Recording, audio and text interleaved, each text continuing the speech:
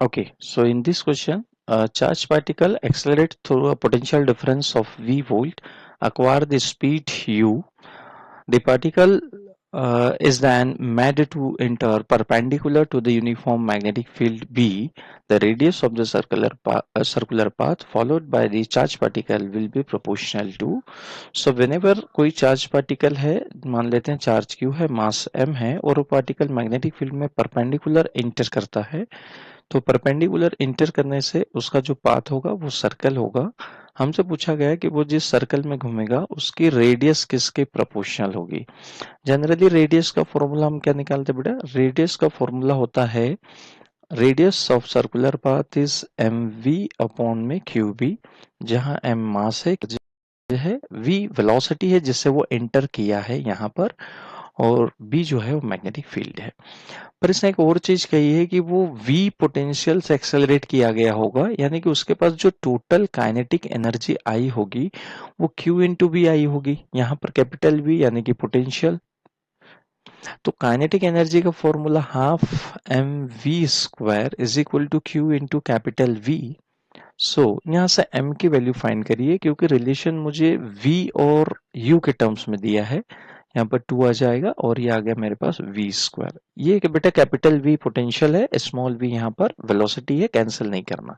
Okay, so in terms of radius अगर मैं चाहता हूँ तो यहाँ पे लिखूं r, m की जगह बेटा 2q कैपिटल V अपॉन में v स्क्वायर इनटू, यहाँ पर तो वेलोसिटी है v स्क्वायर, इस पूरे के डिवाइड में दिया है बेटा q into b।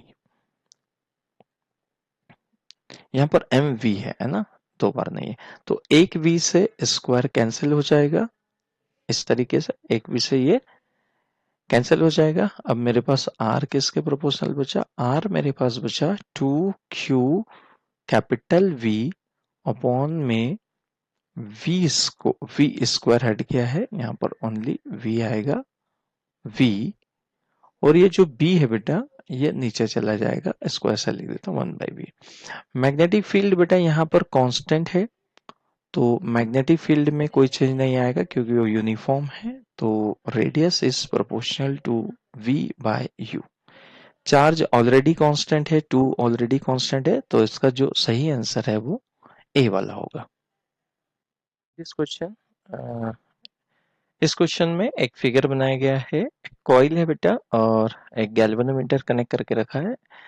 Figure shows the coil C is connected to the galvanometer G. When the north pole of bar magnet is pushed towards the coil, the pointer in galvanometer deflect. Regarding this setup, the following statements are given. The first one is it indicates there the presence of electric current in the coil. Yes, बिल्कुल, क्योंकि galvanometer तभी deflect होगा जब coil में current है, तो first one is the correct. Second one कह रहा है the deflection is found to be smaller when the magnetic is push towards the coil faster. This one is the wrong, because कि deflection कितना ज्यादा होगा ये डिपेंड करता है कि rate of change of flux कितनी फास्ट हुई, और मैग्नेट जितना फास्टली आएगा उतना ज्यादा ईएमएफ, उतना ज्यादा करंट होगा। B is the wrong. C option दिया है इन्होंने, there is a repulsion in the moving magnet and coil and the magnetic pole induced in the coil facing towards the north pole of the magnet। yes, बिल्कुल सही बात है, क्योंकि यहाँ पर नॉर्थ पोल इंड्यूस होगा, नॉर्थ इसे पास आने के लिए अपोज करेगा, अपोजिट पोल इंड्यूस होता है। And D option, if the bar magnet does not move there is a no induce current in the coil. बिल्कुल सही बात है, जब तक मैग्नेट मूव करेगा तभी तक इसमें करंट इंड्यूस होगा। तो A C and D, option one, A C and D, option one जो है वो इसका करेक्ट आंसर है।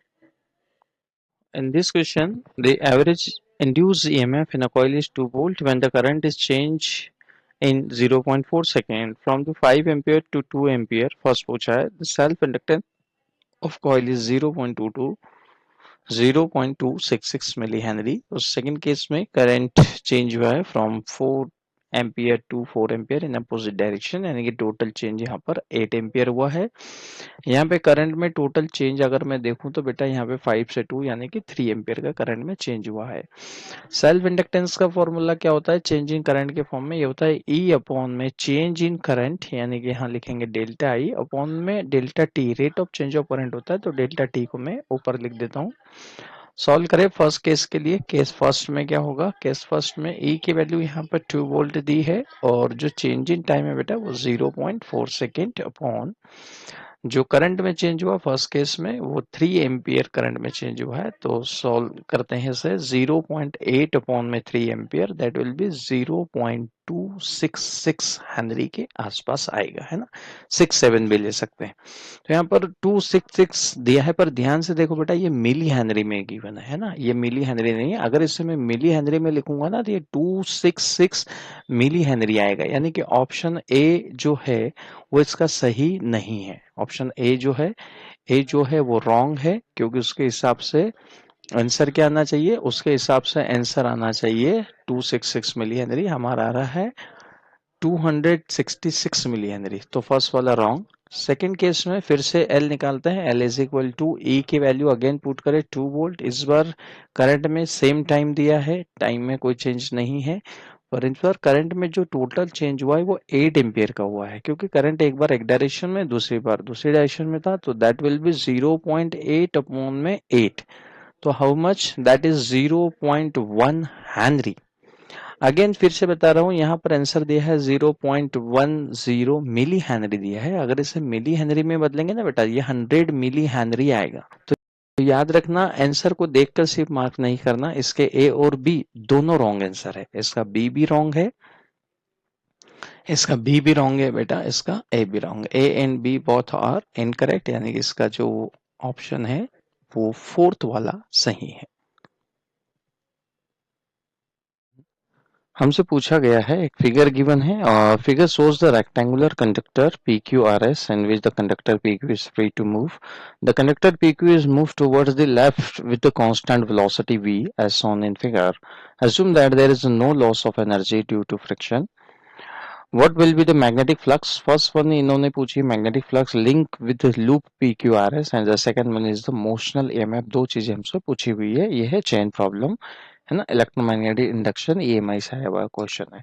तो फ्लक्स बताते बेटा, फ्लक्स क्या होता है, फ्लक्स होता है B इंटू ए, ये मैग्नेटिक फील्ड के साथ वैसे भी परपेंडिकुलर है, एरिया वेक्टर इसका बाहर है, मैग्नेटिक फील्ड को B ले ले तो इसका एरिया कितना होगा बेटा देखो ये लेंथ कितनी दी है इन्होंने, यहाँ पर ये L है और ये उसके पास X है, तो यहाँ पर BLX that is the flux. और सेकंड चीज इसने पूछी मोशनल ईएमएफ क्या होगा, तो मोशनल ईएमएफ बेटा होगा मोशन है BLV। क्या फॉर्मूला होता है, BLV मोशनल ईएमएफ होगा। यहाँ पे BLX है नहीं, BLV/T है, ये भी गलत है, और ये थर्ड और फोर्थ सही हो सकता है, पर फ्लक्स जो है यहाँ पर फ्लक्स में B अपॉन में LX है, जबकि B के साथ LX आएगा, तो इसका सही आंसर है ऑप्शन थर्ड, थर्ड इसका सही आंसर है। In this question, an inductor of 500 millihenry in series with a resistance and a variable capacitor connected to a source of frequency 0.4 kilohertz.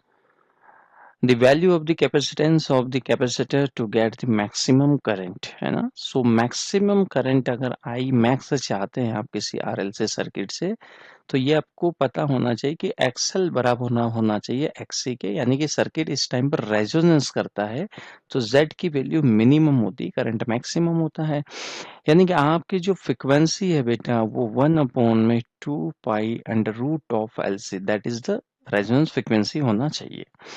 यहाँ से मुझे मैं 2πf को इस तरफ भेज देता हूँ और यहाँ पर 1/√LC बचेगा। देखो ध्यान से, पहले क्या करें, दोनों तरफ बेटा स्क्वायर कर दें, दोनों तरफ स्क्वायर कर दीजिए, काम थोड़ा सा आपका आसान हो जाएगा। ये हो जाएगा 2 का स्क्वायर 4, ये हो जाएगा पाई स्क्वायर, और यहाँ पर बचेगा एफ स्क्वायर। एफ की वैल्यू कितनी दी है, एफ की वैल्यू हमारे पास है 0.4 किलोहर्ट्ज यानी कि 10 की पावर 3 और इसका क्या लिखेंगे बेटा स्क्वायर, ठीक है।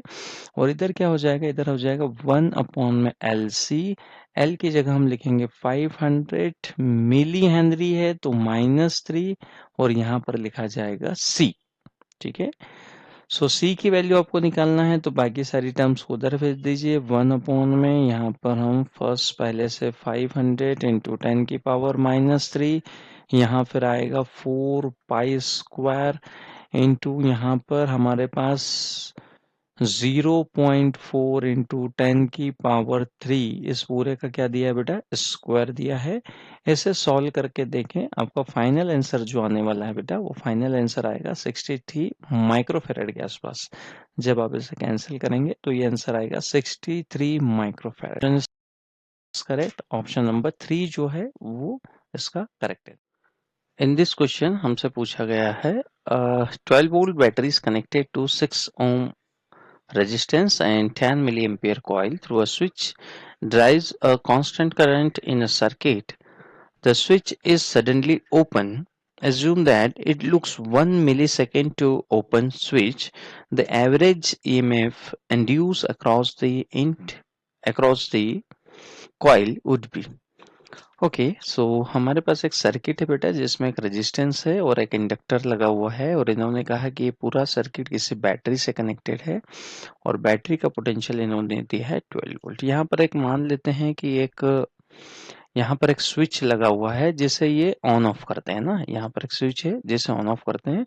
स्विच को ऑन ऑफ करने में इन्हें 1 मिली सेकेंड का टाइम लगता है। तो इन्होंने पूछा है कि एवरेज ईएमएफ कितना इंड्यूस होगा इस कॉइल के ऊपर, यहाँ पर ई कितना इंड्यूस होगा। अभी हमने देखा ई का डेफिनेशन होता है L D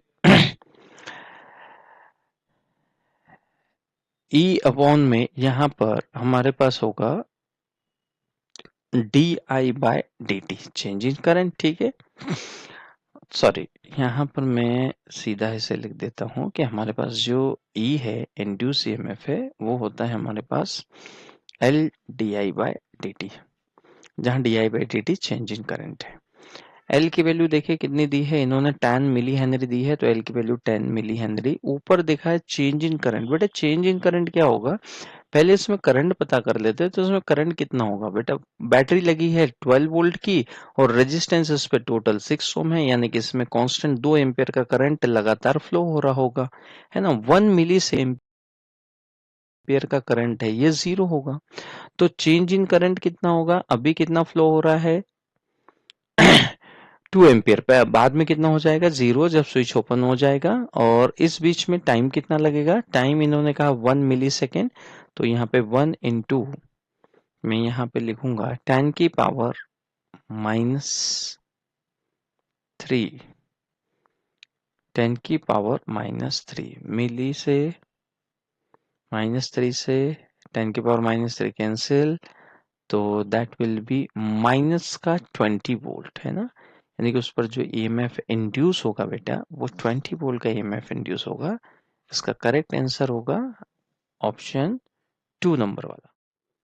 So in this question for an AC source rated to 20 volt 50 hertz, which of the following statement is correct? First one, the peak value over a period of 1 by t, पहले period देखें 1 by 50 लिखा है, यानी कि 1 by frequency देखो इसकी frequency 50 hertz है तो 1 by 50 जो लिखा हुआ है ये इसका टाइम पीरियड है। टाइम पीरियड क्या होता है बेटा, एसी की एक कंप्लीट साइकिल आने में लगने वाला समय।